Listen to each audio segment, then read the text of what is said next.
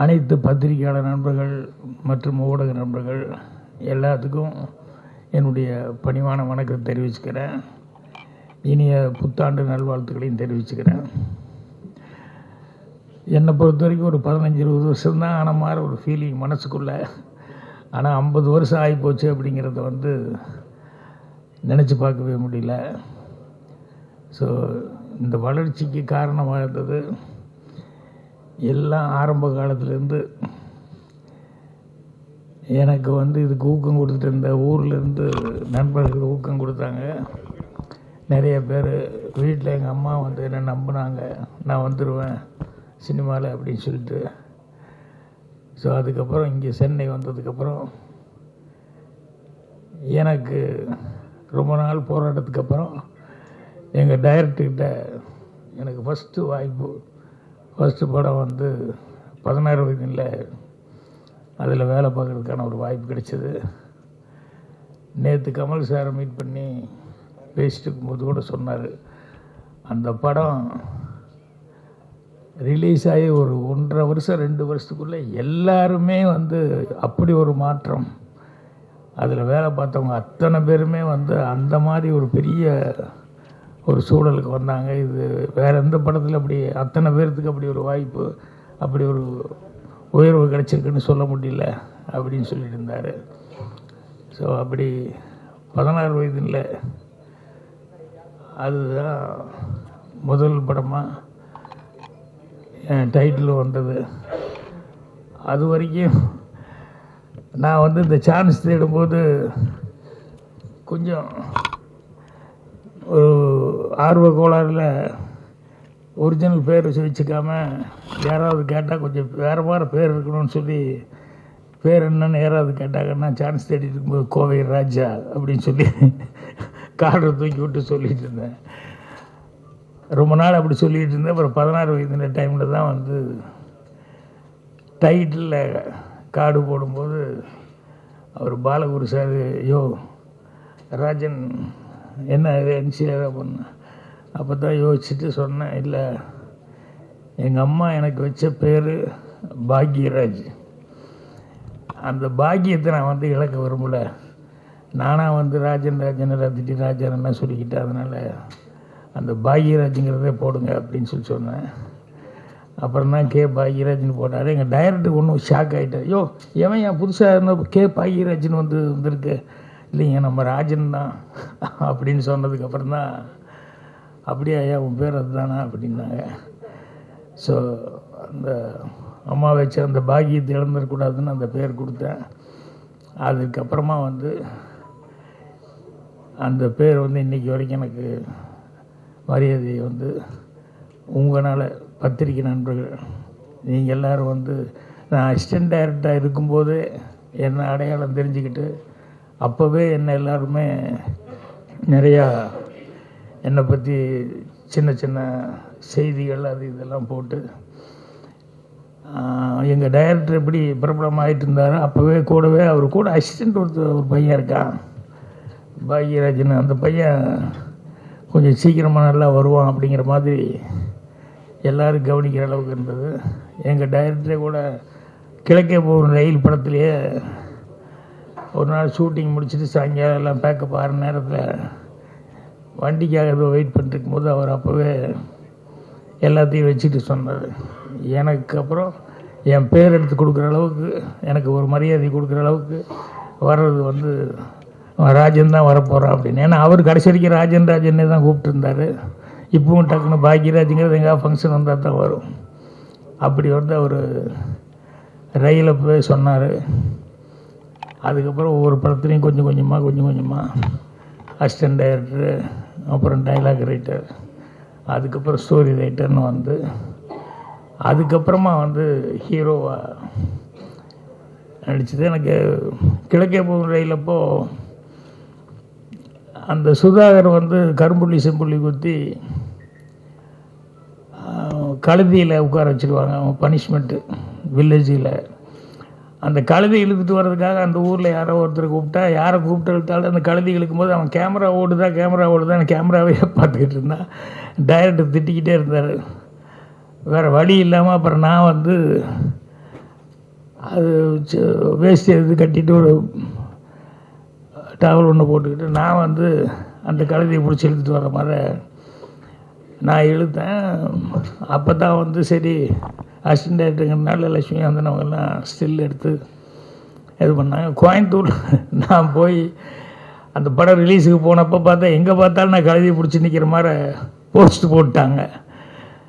எங்கள் பாட்டி என்னை கேட்டாங்க, ஏன்டா போய் இந்த கழுதியை பிடிச்சி எடுத்துகிட்டு வர்றது இதுக்காடா சென்னைக்கு மெட்ராஸுக்கு போனேன் அப்படின்னு சொல்லிட்டு, இல்லை அது நடிக்கிறது தான் அப்படி போகிறா ஊர் பூரா மானம் கெடுது எல்லோரும் பார்த்தும்போது உங்கள் பேரன் கழுதி இழுத்துட்டு வரான் அதுக்கு தான் போனான்னு அப்படின்ட்டு.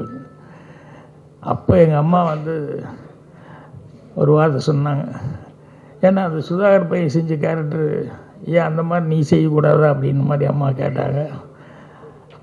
அப்போ நான் அம்மாக்கிட்ட வந்து இல்லைம்மா அதுக்கு ஒரு உருவங்கள் அதுக்கு இப்படி இருக்கணும் அப்படி இருக்கணும், ஏன் உனக்கெல்லாம் நல்லா தான் இருக்குன்னா, இல்லை உனக்கு காக்கைக்கு தன் குஞ்சு பொண்ணு குஞ்சு அப்படி தான் இருக்கும், ஆனால் அதுக்கு வேறு வித்தியாசமாக இருக்கணும். இல்லை நீ வேணா பாரு, உங்கள் டைரக்டர் உன்னையே மறுபடியும் ஹீரோவை வச்சு படம் எடுப்பார், இது கூடி சீக்கிரம் நடக்கும் கண்டிப்பாக அப்படின்னு சொல்லி எங்கள் அம்மா சொன்னாங்க. ஸோ அப்போ வந்து சரி ஒரு தாய்க்கு வந்து இருக்கக்கூடிய ஒரு ஆர்வத்தில் அவங்க வந்து சொல்கிறாங்க அப்படின்னு சொல்லிட்டு அதை நான் சாதாரணமாக எடுத்துக்கிட்டேன். ஆனால் அதுக்கப்புறம் டைரக்டர் வந்து நான் அசிஸ்டன்ட் டைரக்டராக வேலை பார்த்து அதுக்கப்புறம் வந்து புதிய வார்ப்பில் அப்போ தான் நீ தான் என் ஹீரோ அப்படின்னு சொல்லி என்னை ஃபிக்ஸ் பண்ணதுக்கப்புறம் தான் வந்து அப்புறம் முதல் நாள் ஷூட்டிங் முடிஞ்சு அப்போ கூட அம்மாவுக்கு நான் லெட்டர் எழுதலை. ஏன்னா சென்னைக்கு வந்து அதுக்கப்புறம் அங்கே கொண்டு வந்து தேனியில் ஒரு டென்ட்டில் கொண்டு வந்து ஒரு தேட்டரில் கொண்டு வந்து போட்டு பார்த்துட்டு பார்த்துட்டு காலையில் நிவாஸ் எங்கள் டைரக்டர்லாம் போய் பார்த்துட்டு வந்துட்டு ஓகே அப்படின்னு சொல்லி கை கொடுத்து நம்ம ஷூட்டிங் கன்டினியூ பண்ணுறோம், நல்லா இருக்குது, நீ ஹீரோ கன்ஃபார்ம்டு அப்படிங்கிற மாதிரி சொல்லிட்டு ஷூட்டிங் ஸ்டார்ட் பண்ணார். அதுக்கப்புறம் தான் அம்மாவுக்கே வந்து லெட்டர் எழுதினேன், இந்த மாதிரி உன் வாய் முகூர்த்தம் நீ சொன்ன மாதிரியே வந்து நான் வந்து ஹீரோவை வந்து நடிச்சிட்ருக்கிறேன் அப்படின்னு சொல்லிட்டு. ஆனால் ஒரு பேட் லக்கு படம் ரிலீஸுக்கு ஒரு 20 நாள் 15-20 நாள் இருக்கும்போது திடீர்னு எங்கள் அம்மாவுக்கு வந்து உடம்பு சரியில்லாமல் போய் அதுக்கப்புறம் படம் ரிலீஸுக்கு 20 நாளைக்கு முன்னாடியே இறந்துட்டாங்க. அது ரொம்ப மனசு கஷ்டமாக இருந்தது. ஆனால் கிழக்கே போன்றையில் அதில் எல்லாம் ஒர்க் பண்ணது அசிஸ்டன்ட் டைரக்டர் இருந்ததெல்லாம் எங்கள் அம்மாவுக்கு வந்து தெரியும். ஸோ புதிய வார்ப்புகளில் வந்து நான் நடித்து அவங்க பார்க்க முடியல. அதில் தான் ஒரு டைலாக் எழுதும்போது எழுதியிருப்பேன், இந்த பக்கத்து வீடு கூட்டிகிட்டு இருக்கும்போது பக்கத்தில் அந்த பூக்காரி கேரக்டர் ஒரு என்னவா தெரியா நீங்களே கூட்டிகிட்டு இருக்கீங்க, வீட்டில் சொல்லி ஒரு கல்யாணம் பண்ணி வச்சுட்டா உங்களுக்கு கொஞ்சம் சிரமம் இல்லாமல் சிரமம் குறையுமா இருக்கு. நான் கேஷுவலாக இல்லைங்க அம்மா அப்பா ஒத்துழைல எல்லாம் போய் சேர்ந்துட்டாங்க அப்படின்ட்டு, அதனால் நான் தான் பண்ணிக்கணும் அப்படிங்கிற மாதிரி சொல்லி சொன்னேன். நான் அதுக்கப்புறம் படம் பார்க்கும்போது தான் எனக்கு ஷாக் ஆனேன். ஏன்னா அம்மா இருக்கும்போதே அப்படி ஒரு டைலாக் எழுதிட்டேன், யாரும் இல்லை போய் சேர்ந்துட்டாங்க அப்படின்ட்டு. அப்போ சினிமாவில் சொல்லுவாங்க இல்லையா, ஆரம்பாடுற மாதிரி எதுவும் வார்த்தைகள் வரக்கூடாது அது இதுன்னு சொல்லிட்டு. ஸோ இப்படியெல்லாம் சொன்னதுங்கிறது அது படம் பார்க்கும்போது எனக்கே ஃபீலிங்காக இருந்தது. ஸோ புதிய வார்ப்புகளிலிருந்து அதுக்கப்புறம் அப்போவே பத்திரிகைகள் வந்து எல்லாருமே ஊடகங்களில் வந்து எனக்கு நல்ல ஒரு உத்வேகம் தர்ற மாதிரி என்னுடைய சோர்லா சித்திரங்களுக்கு முன்னாலேயே சிவப்பு ரோஜாக்கள் டைலாக்ஸ் எல்லாம் எழுதுனதுனால நிறமாறாத பூக்கள் கதை எழுதியிருந்தேன். ஸோ எல்லாம் பத்திரிகை நண்பர்கள் எல்லாருமே வந்து எனக்கு ஊக்கம் கொடுத்தாங்க. அதுக்கப்புறமா ஒரு 3 படம் பண்ணதுக்கப்புறம் நான் சோர்லா சித்திரங்கள் வந்து பண்ணேன். ஸோ அது ஃபஸ்ட்டு படம் டைரக்ஷன் பண்ணதுலேருந்து அதுக்கப்புறம் படிப்படியாக உங்களுடைய ஆதரவில், ஏன்னா அது ஹீரோவை நடித்தா ஃபஸ்ட்டு படம் ஹீரோவை நடித்தேன், அதுக்கப்புறம் பார்த்தா அடுத்த படமே வந்து வில்லனாக நடித்தேன். கன்னி பருவத்தில் வந்து நான் வேலை பார்த்த கம்பெனி அப்படிங்கிறதுனால அங்கே வேறு ஆள் கிடைக்கலன்னு நான் யாருக்காவது டெஸ்ட் எடுத்துகிட்டு இருக்கும்போது அதை பார்த்துக்கிட்டே இருந்துட்டு இல்லை அவரே நடிக்க வச்சா நல்லா இருக்குன்னு சொல்லிட்டு வில்லன் ரோல் செய்ய சொன்னாங்க. கன்னி பருவத்தில் வில்லன் ரோல் செஞ்சேன். அப்போ கூட நடிக்கிறதுக்கு இஷ்டம் இல்லாமல் டைரக்ஷன் மட்டும் பண்ணால் போதுன்னு நினச்சேன். ஆனால் சோர்லா சித்திரங்கள் ஸ்டார்ட் பண்ணப்போ அந்த கேரக்டருக்கு போட்டிருந்தாலும் எங்கேயோ டப்புன்னு ஒரு வாரம் இருக்கும்போது போயிட்டான்.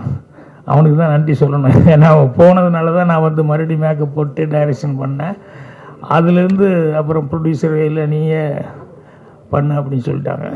ஸோ இன்றைக்கி வரைக்கும் உங்களுடைய ஆதரவில் எனக்கு எல்லாமே நல்லபடியாக நடந்துருக்கு. அதுக்கு உங்கள் எல்லாத்துக்குமே நன்றி சொல்லணும். அதே மாதிரி வந்து எனக்கு சினிமாவில் நான் வந்து வந்திருக்கேன்னா ஊர்லேருந்து வரும்போது சினிமாவை பற்றி கொஞ்சமாக சினிமா படம் பார்த்து அந்த நாலேஜ் தான் இருந்த ஒழிய வேறு பெருசாக ஒன்றும் இல்லை. இங்கே வந்ததுக்கப்புறம் தான் ஒவ்வொன்றா நான் கற்றுக்கிட்டேன். ஆனால் சினிமாவில் வந்து இந்த வளர்ச்சிக்கு மெயினாக இருந்தது என்னென்னா, எனக்கு முன்னால் டைரக்ட் பண்ணியிருந்தாங்களே அந்த படங்கள், ஒரு பீம்சிங் ஆகட்டும், பிஆர் பந்துலு சார் ஆகட்டும், ஸ்ரீதர் சார், கே பாலச்சந்தர் சார் வந்து எல்லாருமே, கேஜி, இப்படி எல்லா டைரக்டருடைய படங்கள் பார்த்து அந்த பாதிப்பு வந்து என்னை அறியாமல் என் மனசுக்குள்ளே ஊறி இருந்தது. அதுதான் வந்து எனக்கு வந்து ஒரு பெரிய பேஸாக இருந்தது. அதே மாதிரி புத்தகம் அப்படிங்கிறது வந்து முதல்ல ஸ்கூலில் படிக்கும்போது சரியாக படிக்காம விட்டேன். அதுக்கப்புறம் வெளியே வந்து காலேஜும் ஒரே வருஷம் தான் ஃபெயிலியர் ஆனதுக்கப்புறம் தான் இந்த புத்தக படிப்பு அப்படிங்கிறது வந்து எனக்கு வந்து அது மேலே ஒரு ஆர்வம் வந்ததுக்கப்புறம் நிறையா புஸ்தகங்கள் அதெல்லாம் படிச்சுட்டு அதுக்கப்புறமா கொஞ்சம் கொஞ்சமாக என்னுடைய நாலேஜ் வந்து வளர்த்துக்கிட்டேன். ஒரு சின்ன வயசு விஷயம் ஒன்று சொல்கிறேன். என்னென்னா, எங்கள் அம்மா எப்போவுமே ஸ்கூலுக்கு 1ஆம் கிளாஸ் அந்த வெள்ளாங்கோயிலில் படிக்கும்போது ஸ்கூலுக்கு போயிட்டு மத்தியானம் வரும்போது எங்கள் அம்மா வீட்டில் இருந்தாங்கன்னா ஒரு பெட்டியை திறந்து எனக்கு இந்த தேன் மிட்டாய் வாங்கிறதுக்காக இந்த ஓட்டை போட்ட ஒரு காலனா, அந்த காலத்தில் அந்த ஓட்டை போட்ட காலனாவை வந்து கொடுப்பாங்க. நான் போய் எங்கள் பக்கத்தில் போகிற ஒரு சின்ன கோனார் கடை இருந்து அந்த கோனார் கடையில் கொண்டு போய் அதை கொடுத்துட்டு அந்த தேன் மிட்டாய் வாங்கிட்டு போவேன். ஒரு நாள் வந்தப்போ எங்கள் அம்மா வீட்டில் இல்லை. அது என்னடா அம்மா இல்லைன்னொன்னே தேன் மிட்டாய் வாங்குறதுக்கு என்ன பண்ணுறது இல்லை, பெட்டியில் தானே இந்த பெட்டியில் தானே எடுப்பாங்கன்னு சொல்லிட்டு நான் பெட்டி திறந்து அதுக்கப்புறம் காசு கொண்டு போய் அந்த கடையில் கொண்டு போய் கொடுத்தேன். அவர் கோனரை பார்த்துட்டு என்ன பண்ணு அப்படின்னாரு. தேன் மிட்டாய் அப்படின்னு வாங்கி சாப்பிட்டு சாயங்காலம் ஸ்கூல்லேருந்து வரும்போது பார்த்தா வீட்டில் அந்த முத்தமாற நெல்லெல்லாம் காய போடுற இடம் அந்த மாதிரி எங்கள் அம்மா உட்காந்துருக்கு. ஒரு சுற்றி ஒரு 7-8 பேர் இருக்காங்க. அந்த கோனார் நின்று இருந்தார். அப்போ எங்கள் அம்மா போனோடனே எல்லோரும் என்னை பார்த்துட்டே சிரித்தாங்க. எனக்கு ஒன்றும் புரியல. அப்புறம் போனோடனே அவங்க அம்மா என்னடா பண்ண மத்தியானம் அப்படின்னு. அப்புறம் இல்லை நீ இல்லை. அப்புறம் நான் காசு எடுத்து பெட்டிலேருந்து காசு எடுத்துகிட்டு நானே கொண்டு போய் கொடுத்து தேன் மிட்டாய் வாங்கிட்டேன் அப்படின்ட்டு. இதுரா காசு இதா காசு அப்படின்னு சொல்லிட்டு எங்கள் அம்மா காமிச்சாங்க. அது என்னென்னா மோதிரம். எனக்கு என்ன ஒரு ரவுண்டாக இருந்தது அப்படின்னு சொன்னோன்னே நான் எடுத்து கொண்டு போய் தங்க மோதிரம் அதை கொண்டு போய் கோனார் கடையில் கொண்டு போய் கொடுத்து தேன் மிட்டாய் கொடுங்க. அப்போ எங்கள் அம்மா சிரிச்சுக்கிட்டே சொல்லிச்சு, இது மோதிரண்டா, இது காசு இல்லை அப்படின்ட்டு. இது தங்கத்தில் இது பண்ணது. கோனார் எவ்வளோ தங்கமான மனிதனாக இருந்தால் பையன் சின்ன பையன் யாருக்கும் தெரியாது, நீ கொண்டு போய் கொடுத்து அவர் பாட்டை வாங்கி போட்டு பேசாமல் போயிருக்கலாம். அவர் வந்து எங்கள் மதியானம் வீட்டில் இல்லையான்னு எங்கள் அம்மா என்கிட்ட வந்து கேட்டுட்டு அப்புறம் குழந்தை இப்படி தெரியாமல் கொண்டு கொடுத்தது, அந்த மோதிரம் கொண்டு கொடுத்து மிட்டாய் கேட்டதுன்னு சொல்லி எவ்வளோ தங்கமான மனிதன் அப்படின்னு இப்போ எல்லாருமே சுற்றி இருந்தவங்க எல்லாருமே பார்க்கும்போது இது எனக்கு வந்து என்னென்னா ஒரு நேர்மையாக இருக்கணும் அப்படிங்கிறதுக்கு பாருங்கள் அவ்வளவு ஆழமாக அவ்வளோ சின்ன வயசில் எனக்கு வந்து ஆழமாக பதிஞ்சது. அதுலேருந்து எங்கேயும் விலகக்கூடாது அப்படின்னு சொல்லிட்டு. ஸோ அதே மாதிரி இன்றைக்கி காலையில் எனக்கு வந்து நான் படத்தில் வச்சுருப்பேன் சண்முகமணின்னு பேர் வச்சுருப்பேன். அந்த பையன் கூட நந்தகோபால் கூட சண்முகமணி நடிச்சிருப்பான். அவர் என்னுடைய ஒரிஜினல் சண்முகமணி மாஸ்டர், அமெரிக்காவில் இருக்கார். காலையில் 6:30 மணிக்கு ஃபோன் பண்ணி பாக்யராஜ் பிறந்தநாள் வாழ்த்துக்கள் அப்படின்னு சொல்லிட்டு அவர் எனக்கு அவங்க வீட்டில் இருக்கவங்க எல்லாருமே பேசி எனக்கு வாழ்த்து சொன்னாங்க. என்னென்னா எனக்கு ரொம்ப மனசுக்கு நிறைவு என்ன அப்படின்னா, நான் படித்த வாத்தியார்கள் அவங்ககிட்டெல்லாம் வந்து இன்றைக்கி வரைக்கும் படிப்பு சரியாக படிக்கலைன்னா கூட அந்த வாத்தியார்கிட்ட பழகிறதுல அவங்ககிட்ட பேசுகிறதுல அதுல எல்லாம் வந்து ஒரு நல்ல இது வச்சுருந்தேன். இதெல்லாம் வந்து எனக்கு மனசுக்கு நிறைவான இது. அதே மாதிரி இங்கே சினிமாவுக்கு வந்ததுக்கப்புறம் வர்றதுக்கு முன்னாலேருந்து புரட்சித் தலைவர் எம்ஜிஆர் அவர்கள் வந்து அவரை பற்றி அவர் எப்படி அடுத்தவங்களுக்கு ஹெல்ப் பண்ணுறது, எந்த அளவுக்கு ஒருத்தர் கஷ்டம்னு சொன்னோம்னா எந்த அளவுக்கு ஹெல்ப் பண்ணுவார் அப்படிங்கிற அவருடைய குணாதிசயங்கள் இதெல்லாம் எனக்கு மனசில் பதிஞ்சது. அதே மாதிரி வந்து சிவாஜி சாரை பற்றி சொல்லுவாங்க, ஆனால் நேரடியாகவே அனுபவிச்சது என்ன அப்படின்னா, யார் எந்த வயசு சின்ன பையனாக இருந்தால் கூட அவருடைய சர்வீஸுக்கு டைரக்டர்னு சொல்லி ஒத்துக்கிட்டா வந்து டைரக்டர் சொல்லுங்கள் என்ன வேணும் என்ன அப்படின்னு சொல்லி கேட்குறது. அது மட்டுமல்ல 7 மணின்னா ஒரு 6:55 ஷூட்டிங்கு வர்றது. இதெல்லாம் இவங்கக்கிட்ட வந்து பார்க்கும்போது எத்தனை வருஷம் அவங்க நடிச்சிட்ருக்காங்க. அவ்வளோ வருஷம் ஆனாலும் அதுதான் வந்து அவங்களுடைய ஃபஸ்ட்டு படங்கிற மாதிரியே அவங்க வந்து டைரக்டர் கொடுக்குற மரியாதை, அந்த டைமுக்கு வர்றது அப்படின்னு. ஸோ இதெல்லாமே எனக்கு ரொம்ப மனசில் இருந்தது. இப்போ இவங்கெல்லாம் சீனியர்ஸ் தான். அதே மாதிரி கமல், ரஜினி இவங்கெல்லாம் வந்து அந்த படத்தில் ஆக்ட் பண்ணும்போது கமல் அவர்களுடைய பர்ஃபார்மன்ஸு சின்ன வயசுலேருந்து, அதாவது அங்கே ஊரில் இருக்கும்போதே அவ்வளோ தொடங்குது அந்த படங்கள்லேருந்தெல்லாம் பார்த்துட்டு அதில் ரொம்ப ஒரு அட்ராக்ட் ஆனேன். அதுக்கப்புறமா வந்து இங்கே 16 வயதில் படத்தப்போ தான் ரஜினி அவருக்கு தமிழ் அப்போ கொஞ்சம் தமிழ் கேட்டு கேட்டு தான் மனப்பாடம் பண்ணணும். கொஞ்சம் பேசுகிறதெல்லாம் படிக்க வராது. அதனால் அவருக்கு டைலாக்கு சொல்லி கொடுத்துறது, ஒரு தடவை சொல்லுங்கள் ப்ளீஸ் இன்னொரு தடவை சொல்லுங்கள். ஸோ ஒரு 8 தடவை 10 தடவை சொல்லுவார். நான் 8 தடவை 10 தடவை சொன்னதுக்கப்புறம் அவர் ஒரு 15 தடவை சாப்பிட்டு கூப்பிடுற வரைக்கும் அந்த மரத்துக்கடியில் அங்கே இங்கே எல்லாம் சொல்லி பாட்டுட்டார். அதுக்கப்புறமா அன்புள்ள ரஜினிகாந்த் படத்தப்போ பார்த்தாலும் அதே ரஜினிகாந்த் அவர்கள் நான் சிவப்பணத்தில் பார்க்கும்போது அதே மாதிரி தான் அந்த முதல் படத்துக்கு என்ன எவ்வளோ அக்கறை எடுத்துக்கிட்டு எவ்வளோ சிரத்தையோடு வந்து வேலை பார்த்தாரோ அதே அளவுக்கு வந்து கடைசி வரைக்கும் இன்றைக்கி பண்ணுற படங்கள் வரைக்கும் அவர் வந்து இது பண்ணிட்டுருக்காரு. இப்படி எனக்கு முன்னாடி சினிமாவில் இருந்தவங்க எல்லாருமே வந்து எனக்கு ஒரு நல்ல வழிகாட்டிகளாக இருந்தாங்க. அதை வச்சுக்கிட்டு தான் நான் வந்து என்னுடைய உயர்வுக்கு அதெல்லாம் காரணமாக இருந்தது. மெயினாக பத்திரிகை நண்பர்கள் படம் போட்டு ப்ரிவியூ, நான் ப்ரிவியூவில் கூட யாருக்கிட்டேயும் ஒன்றும் முடிஞ்சதுக்கப்புறம் அப்போல்லாம் ஒரு இது மாதிரி வைப்பாங்க, சும்மா கெட்டு கதர் மாதிரி. பட் அங்கே நான் படத்தை பற்றி எதுவுமே பேச மாட்டேன். என்னென்னா அவங்களா பார்த்துட்டு அவங்களா எழுதுறது அதுதான் கரெக்டாக இருக்கும் மொழியை, நம்ம வேறு மாதிரி படத்தை பற்றி எதுவும் பேசக்கூடாது அப்படிங்கிற மாதிரி. அதே மாதிரி வந்து படத்தை பார்த்துக்கிட்டு கரெக்டான ஒரு விமர்சனங்களை வந்து என்னுடைய ஒவ்வொரு படத்துக்கும் அது கிடச்சிக்கிட்டே இருந்தது. அது வந்து ஜனங்கள்கிட்டையும் நான் போய் சேர்றதுக்கு நல்லா ரீச் கொடுக்குறது காரணமாக இருந்தது. அதே மாதிரி எல்லா பத்திரிகை நண்பர்கள்கிட்டையும் எனக்கு ஒரு நல்ல ஒரு நட்பும் தொடர்ந்தது. ஸோ இன்றைக்கி 50 வருஷம் ஆகிப்போச்சு அப்படிங்கிறது வந்து எனக்கே நினச்சி பார்த்தா மலை பார்த்தா இருக்குது 50 வருஷமா அப்படின்னு சொல்லிட்டு. ஸோ இன்னும் நடிகர் அது பண்ணிகிட்ருக்கிறேன். அதோடு இப்போ அடுத்தது வந்து இந்த வருஷத்தில் வந்து வெப் சீரிஸும் படமும் டைரக்ட் பண்ணுறதுக்கான ஒரு பேச்சுவார்த்தை நடந்துகிட்ருக்கு. ஸோ கண்டிப்பாக இந்த வருஷத்துலேருந்து மீண்டும் வந்து ஒரு புது உத்வேகத்தோட படங்கள் செய்யலாம் அப்படிங்கிற ஒரு இதில் இருக்கிறேன். ஸோ எல்லாத்துக்கும் காரணமானவங்க எங்கள் டைரக்டர்லேருந்து முன்னால் டைரக்ட் பண்ணவங்க அவங்க. அப்புறம் வந்ததுக்கப்புறம் சினிமாவில் தான் நாங்கள் வர்றதுக்கு சான்ஸ் கிடச்சி படம்லாம் டைரக்ட் பண்ணுறதுக்கு எல்லாம் காரணமாக இருந்தது அப்படிங்கிறது வந்து பத்திரிக்கை நண்பர்களான நீங்கள்.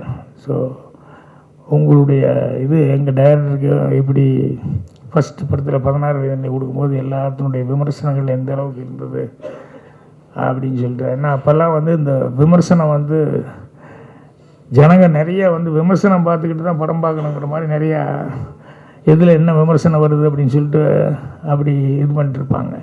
ஸோ அதனால் உங்களுடைய பணி அப்படிங்கிறது வந்து ரொம்ப ஒரு சிறப்பான பணி. அதனால் உங்கள் எல்லாத்துக்குமே இன்றைக்கி என்னுடைய மனமார்ந்த நன்றியை தெரிவிச்சுக்கிறேன். இந்த வருஷத்துலேருந்து வருணிங்க நான் சொன்ன மாதிரி டைரெக்ஷன் அப்படின்னு சொல்லிட்டு மீண்டும் வந்து ஸ்டார்ட் பண்ணலான் இருக்கேன். ஸோ இவ்வளோ நாள் இவ்வளோ தூரம் இது பண்ணதுக்கு என்னுடைய மனமார்ந்த நன்றியை நான் தெரிவிச்சுக்கிறேன்.